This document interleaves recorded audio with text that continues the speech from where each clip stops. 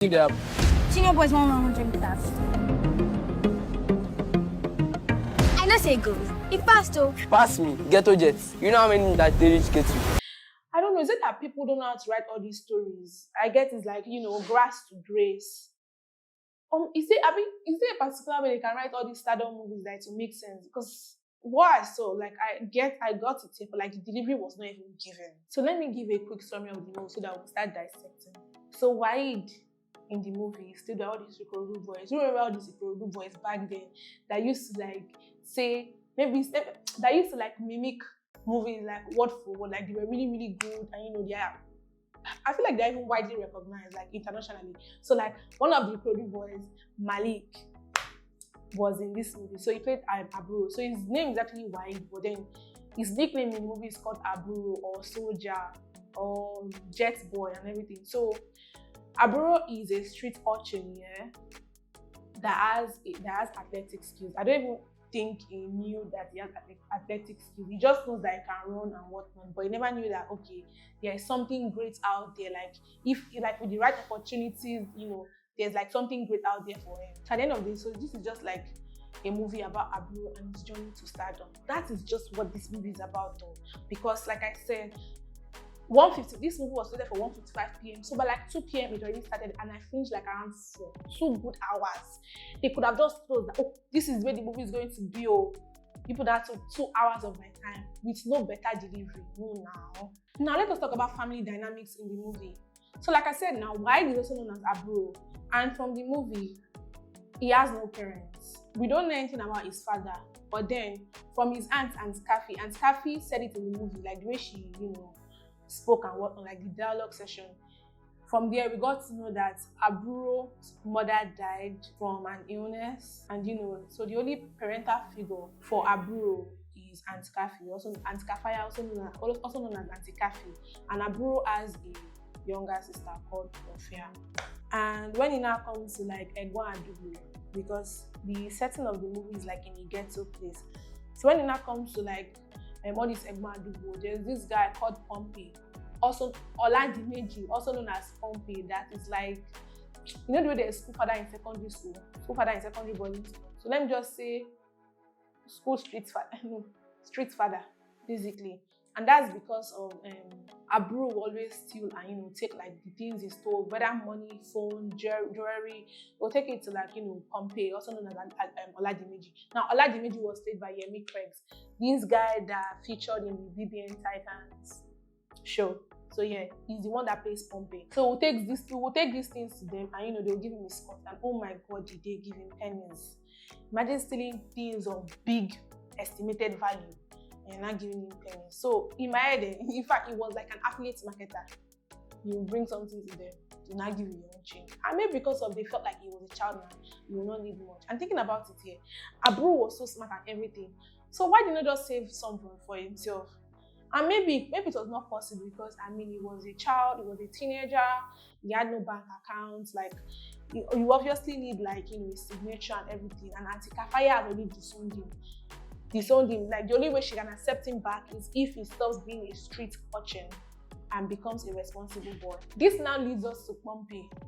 Pompey is played by Oladimeji. I've said it before. The Agba, the king of the Zanga, the king of the ghetto. And honestly, if I'm to dissect his character here, at the end of the day, it just reveals how people use us for what we are worth. The way some people don't value people, they're only your friends because of what they can gain from you. Just the way Pompey was only good to Aburo just because of what he could gain to him. Aburo was the one bringing the money and everything, and the whole fake love, and even when Aburo's sister was sick, you were giving him peanuts and telling him to go and take Iyabisika's Agbo that is going to heal her up, but yet you could afford to give money to prostitutes in the movie. His character just goes on to tell us about life. People will only use you. People only use you. Nobody identity. At the end of the year, nobody has us. Even sometimes family doesn't even have our back. It is only us that has our backs. I don't know, does that mean? Beginning of the movie, we see street kids, doing their street scenes, like I said, ghetto life. And the next scene we are seeing Efa Iwara. Efa Iwara is in this movie, it's called Mr. Tuchel in this movie. Yeah. So we see Mr. Tuchel, he used to be an athlete before and all of that. So at the end of the day, like both scenes are like juxtaposing, if you get my point. They're like showing us live from Aburo, and they're also showing us live from Mr. Tuchel's point of view. And as the movie progresses, we see that Mr. Tuchel goes to go and like pay homage to a tombstone in like a graveyard. And the epitaph is blood, so we cannot even see exactly who is paying homage to. You know, from the medal on his neck, you will know that okay, this person used to be a sports person, you know, an athlete and whatnot. The movie did not let us know who he was. Who he was like paying homage to. We just saw that the epitaph was blood and all of that. As the movie progresses, we now come to see the connection between Aburo and Mr. Tuchel. Like I said, Mr. Tuchel used to be an athlete. Aburo is a thief, Agbarona. Like you cannot catch him. So they call him soldier, they call him jetpack and whatnot. And as the movie progresses, you see that I'm not just even saying this, because even his sister Rofia had told him that there's this boy in my school, his name is Odua, and he's a runner. He was like, who's that one's going to dust him? Like he already knew in his abilities that he could run. Yeah, so that is now the connection between Mr. Tuchel and Aburo. So Mr. Aburo steals from Mr. Tuchel, and Mr. Tuchel was like, you know what, I'm going to teach you that I can run today. When he even said that statement, so I was even expecting, it's going to bust our head, because like I know, like in the beginning of the movie, he's an athlete. I never knew that he was injured. And obviously, Aburo like outruns him, even dusts him. And he fell, Mr. Tuchel fell, and sustained an injury. And this now leads us. In fact, let me just say, I don't want to beat around the bush. Just the way this movie wasted 2 hours of my time. So let me just give you like the quick tip. Their connection, and then from there, they become close. Although it took time, because Aburo was a very tough, stubborn, arrogant boy. But then, long story short, they became close, and Mr. Tuchel literally trained him, was training him, even made him participate in one sprinting championship like this. And at the end of the day, get accepted to a sprinting academy in USA, and it travels. Although Rofia dies too. Yeah. Honestly, the Rofia really had to die. Like sometimes like they didn't really have to make Rofia die in the movie. Like I wish they even told us like the genesis. I wish they told us the genesis of Rofia's sickness. I wish they told us I wish they told us the genesis of her sickness. I wish they really told us what exactly was wrong with her. She just honestly, her death was unnecessary. Honestly, her death was unnecessary, because like she really had to die. So yeah, that's just the summary.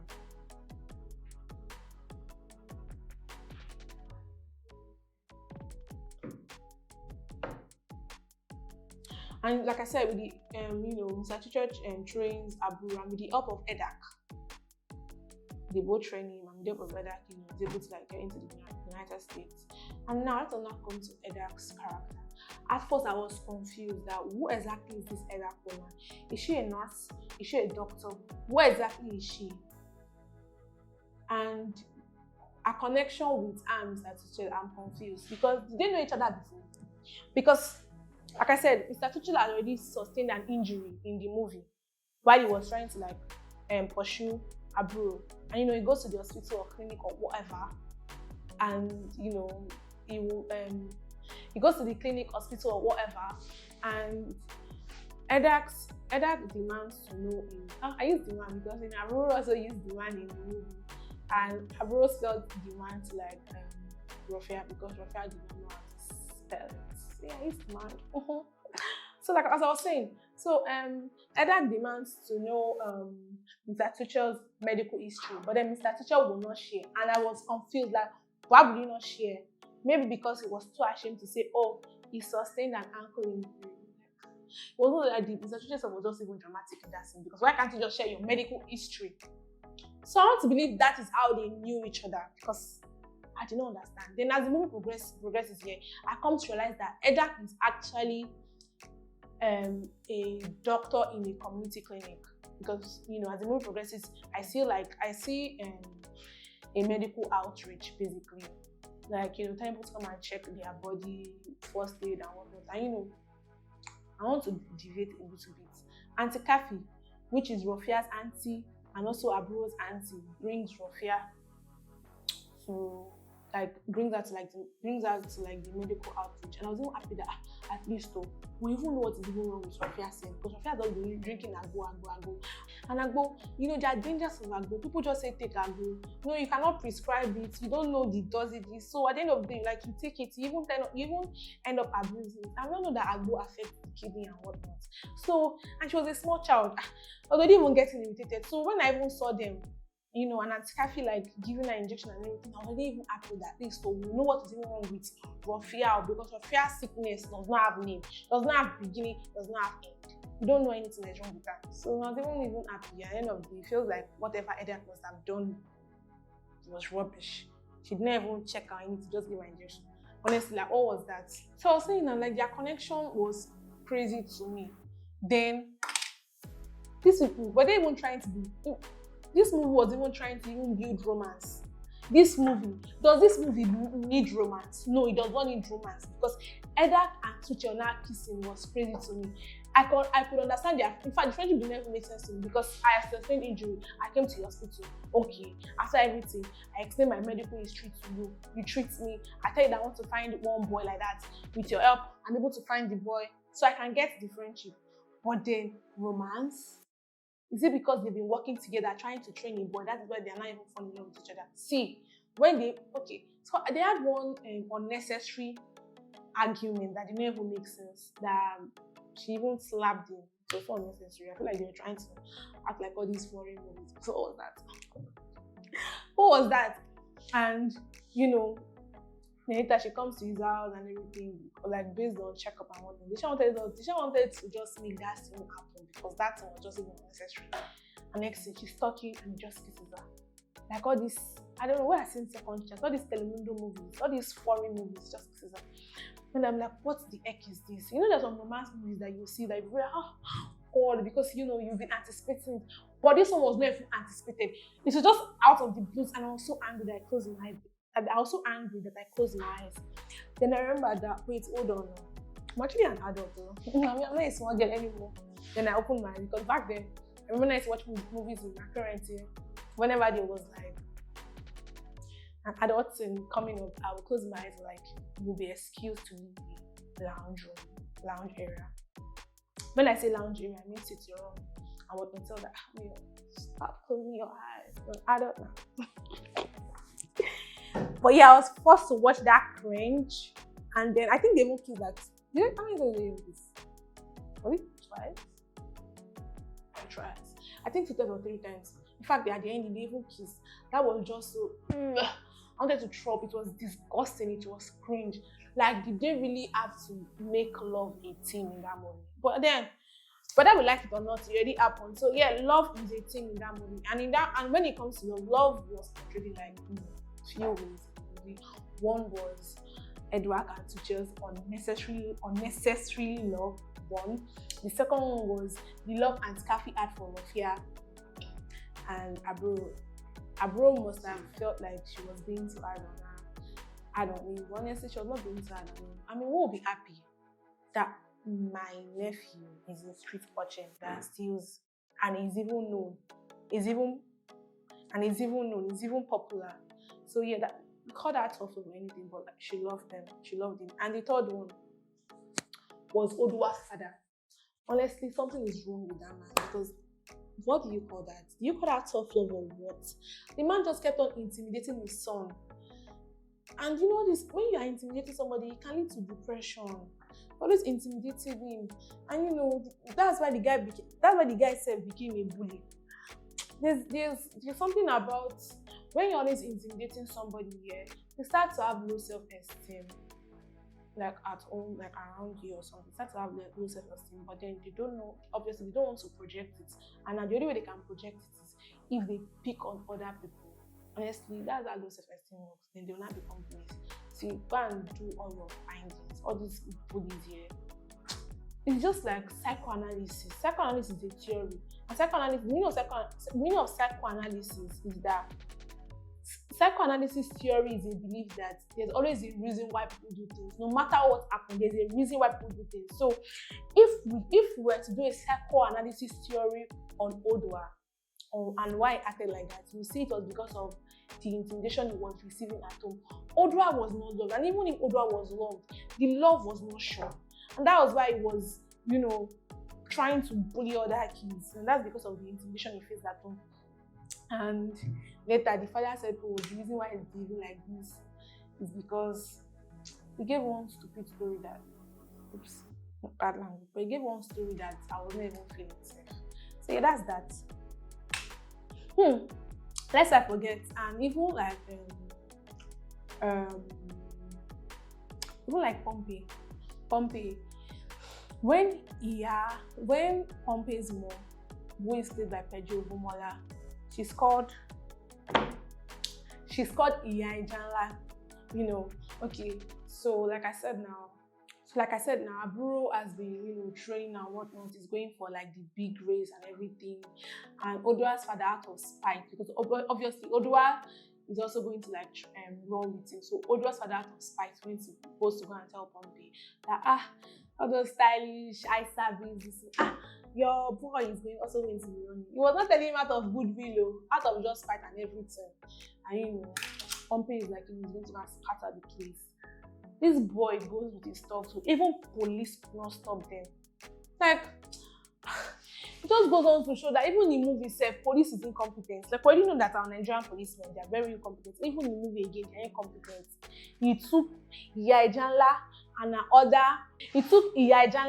and another woman stopping Pompey and his thugs. And if we think about it here, when she came, he bowed out of respect and love. It means that no matter what here, obviously he was fearless, untouchable. The only person he was scared of was Iyajanla. And I was at first I was even thinking that, is this woman his mother? And then as the movie progresses here, Auntie Kathy makes us realize that Pompey was not even her son. Pompey was a kid that was left out to fend for himself. He was abandoned, and she must have taken care of him and whatnot. So it was just out of respect and love. So you can see how love was displayed in this movie. One was parental love. Second one was tough love. Tough love does not make sense. Please, all these boy fathers here, I get it. You want the best for your son, but please, gentle parenting is key. It's not every time you have to be tough. When you are tough on them, you are intimidating them. They will start keeping things away from you.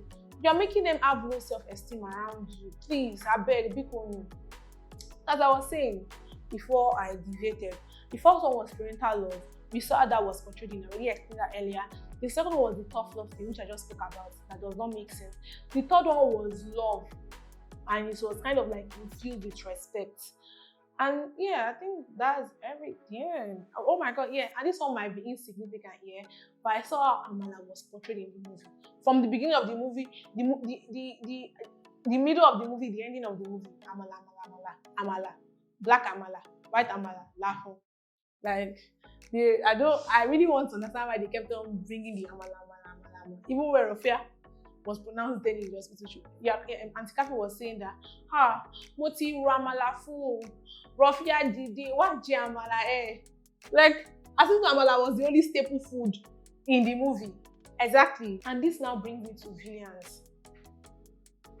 And this now brings me to like the villains in the movie. The villains in that movie is that one villain. See, I feel like if you want to eat them, eat with your chest. Hey, God. If you want to be wicked with your chest, own it. I don't want villains. So there are no villains now. Pompey was a villain. We do not want Aburo to excel, because he knew that if Aburo excelled, Aburo was going to go to the USA and leave him alone. And then Aburo will not be able to make money for him the way he used to make money for him. So, and after Iyajanla came and everything, you now decided to calm down. If you wanted to be a real villain, you never answer Iyajanla. You already disrespected the police. You also disrespect Iyajanla. You stun everywhere. Even after he wins the race, you kidnap him.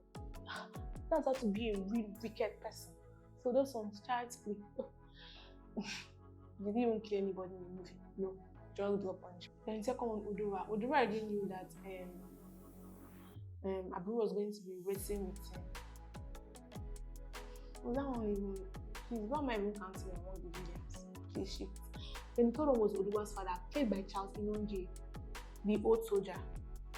Like I said now, I already said when he was trying to like make sure that Oduwa won the race, trying to tell Pompey about Aburo so that Aburo can do something so that the race will scatter, and also trying to report to the officials that I told you, Aburo is a street watching, he's qualifying. At the end of the night, you can beg your son. You begged your son only because he won the race, and he only won the race because of like Aburo found out when you were scolding that if I was not winning the race, you are going to disown him, he must win the race. Aburo was surfing. What's it concern me? But it was my business. Like your father disowned you, I'm going to win the race. Nothing like pity. If not for that opportunity, I was able to get through Mr. Tuche's connections with that white man, that Frenchman, because they were speaking French and whatnot, like the whole English French thing. Really have gotten the opportunity to be able to travel. It's like why are you pitying somebody? In this life, you don't pity anybody. If an opportunity is presented to you, you go for it. Why are you pitying other people? People they are pitying, they are not even reasoning with you. So, like I said, that wasn't even a video. Because at the end of the day, like, when Oduwa won the race, and the daddy went to go and jump and say, oh yes, I'm his father and his manager. And Oduwa was like, yes, you're my father, but you're not my manager. And that was when Oduwa's father realized that, okay, you know what, he has been very tough on him and he has failed him. And those were never villains. So the villain is sheep and the eight, they are both intertwined together. And honestly, there was no real eight in this movie. There were no real villains in this movie. These villains, they were scallywags.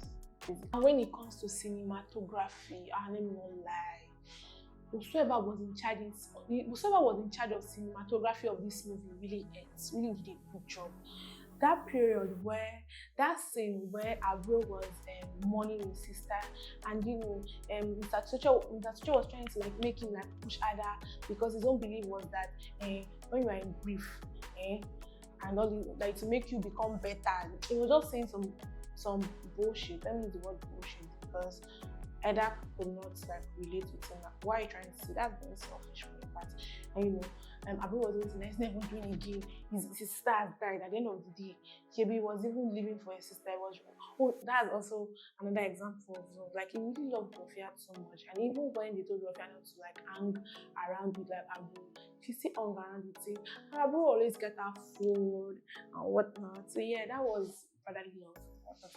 It was like he's not even doing again because of his dream was that once he becomes like great, he wanted Rofia to like study abroad and whatnot. So he's not more doing again. And then Aburo tries to run from him, and you know Mr. Tuche is following him, and then the whole cinematography, the way because these people I feel like they ran in real life. These people were running in high speed, and like the cameraman, I feel like they even used a drone because the thing was following them. It was good. God, I wish I could rewind it, but then I cannot rewind it because I need to go and watch it in cinema. This is why I don't even like watching cinema movies because you cannot rewind. If it was Netflix, I'm sure that I would have watched it like 5-10 times because it was that good. And then the whole thunder, the rain, before the thunder, I was feeling the thunder. And next thing they gave us rain. Then they ran. God. It was good. It was very good. Yeah, I want all of you to hear. It was very, very, very good. And when the next scene shows like Aburo, my strength like he's mourning his sister obviously, so now he's not running like in the amphitheater. The way he was running, like he was going like this. Not the way amphitheater is now. So he's going like this, is coming like this, going like this, coming like this. God, I did feel now. It was good. It was good. Cinematography, we tried. And when it comes to the casting, there were few people that stood out for me. One was Rofia. God. Whoever played Rofia was good. And I really hope that this is that journey to becoming a child actor that will flourish and progress in this acting context. She is good. Her mannerisms, even when she played dead in the movie, it was nice. Rofia, you did a good job. And the second was Odua. Odua too, he tried though, I'm not even going to lie. And then there was also Auntie Kafi. Auntie Kafi was played by Mumi. I'm sure we all know Mumi, one Yoruba actress like that. Oh my god, she was so good. When she spoke Yoruba, like the first scene I saw her here, when she spoke Yoruba, it felt like breath of fresh air. It felt evergreen to my ears. I liked it. I liked everything. And obviously, Aburo was good. Like the old Omota boy, bringing in knife, survival skills. And when Mafia died, I went to go and challenge Pompey. And I was feeling it. Like this, only these 4 people stood out to me. They were really good. They were good. They were good. They were good. And it's funny how like 3 of these people that I called were good are all child actors, and I really hope that we get to see more of them, and I really hope that they progress in like the acting context. I want to see more of them because I've noticed them in this Nigeria. I mean, if we want to like start like comparing like other child actors in other countries and in other foreign countries and child actors in Nigeria, it feels like those ones will progress more than us. Like why? Like I feel like we should start taking them serious. Honestly. And in the ending, I think we won't get to the ending because the ending now the last show after 5 months.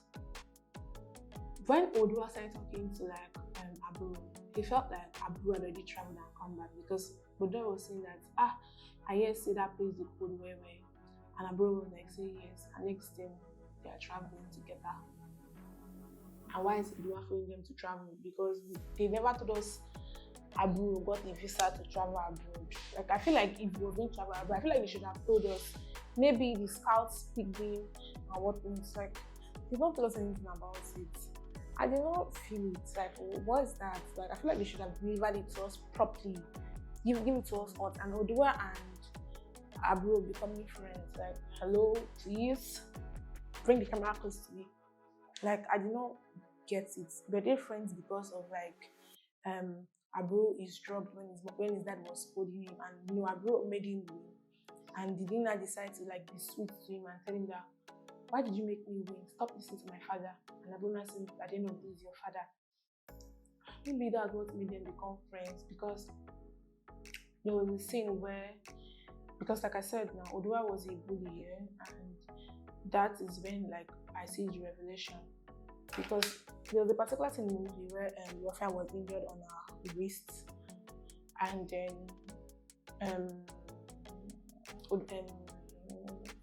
Aburo finds out that it was Odua that injured him, and then now they're not friends. Not telling me that it's not like I even injured Rofia. I really like Rofia. I wanted to talk to her, but then she was not going to listen to me, so I mistakenly scratched her or something.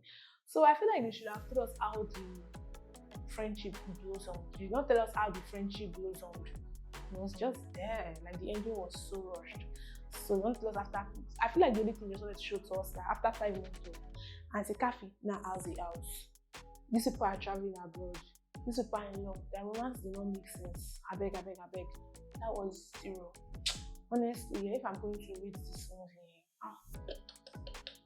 movie is 2. And you know why it's 2? I'm giving it 2 because of the cinematography was good. Only. Apart from that, like the delivery, 0. Honestly, that's just it. They should do better. If they want to start writing all this journey into stardom, they should give us better. I don't know how they want to do it. It was just there, to be honest. I feel like my face is showing that I'm all happy about what I saw. My face is not like I'm sad. I'm trying to like give me a minute. Let me try and fix up my face. My face cannot be fixed because I did not really enjoy this movie, to be honest. And I see, bro. I wanted to watch this movie so bad because of like like I said, marketing skills and everything. And this movie was not even as like. Well, anyways, see you guys in the next episode. Bye, guys. And it's your girl, Yosra Lua.